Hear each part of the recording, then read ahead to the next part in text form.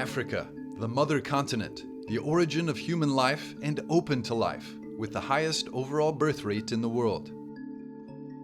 But its growing population is seen by some organizations and even governments as something that needs to be controlled, making aid conditional on access to contraception and abortion.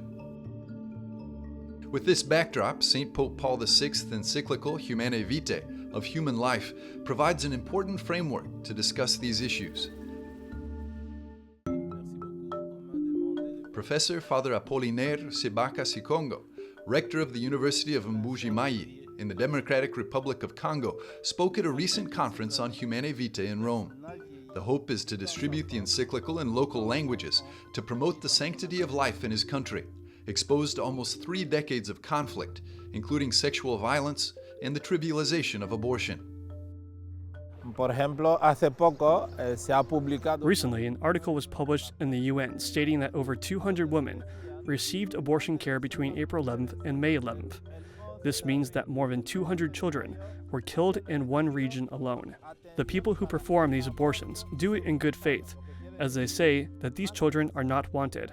They are the result of rape, so terminating their lives is not a problem. There is a social debate about these issues, but there is a prevailing culture that takes advantage of the general silence. There is a silence even within the church. For example, there have been 200 children who were aborted, and I haven't heard the church say anything about it. There is sometimes a terrifying silence. The professor says the silence extends to medical clinics, which promote the use of abortion and contraceptives to women, and are even sometimes supported by the church. I have witnessed situations where in a hospital pharmacy, there is a religious sister there with posters promoting contraception and abortion programs. Sometimes it is out of ignorance, but many times it's done in good faith or complicity because these programs are funded. If they want their hospital to receive subsidies, they have to accept assistance that includes contraception and abortion. Even in the most remote villages, you can find health centers without microscopes but with contraceptives, focusing on fighting against life instead of identifying diseases that people have. This goes against the traditions and values of African society, which puts the family at the heart of its culture of life. Pope Francis visited the DRC earlier in 2023 and met many victims of the decades-long war, including women who had faced unimaginable sexual violence.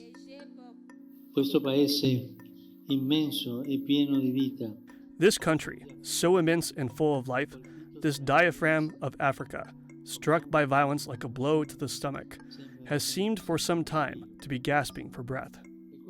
This country and this continent deserve to be respected and listened to.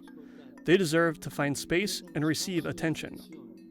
Hands off the Democratic Republic of the Congo. Hands off Africa. Stop choking Africa. Africa is not a mine to be stripped or a terrain to be plundered. May Africa be the protagonist of its own destiny. L'Africa sia protagonista del suo destino. For Professor Cibaka, part of the solution is through promoting the dignity of human life through the message of Humanae Vitae. It is a small booklet that will allow us to spread the message because Humanae Vitae corresponds with our culture. When I talk to an elderly woman in a village about Humanae Vitae, she can relate because that's how she was raised.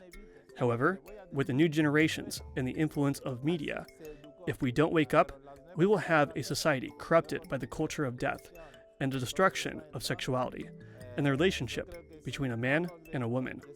We assert our viewpoints in the face of pressure. The value of sexuality and the value of embracing life are crucial. These are things we need to learn from Humanae Vitae. Reaprender con Humanae Vitae. Professor Cibaka will hold a conference on the culture of life versus the culture of death in Africa later this year, with 15 lectures addressing these issues.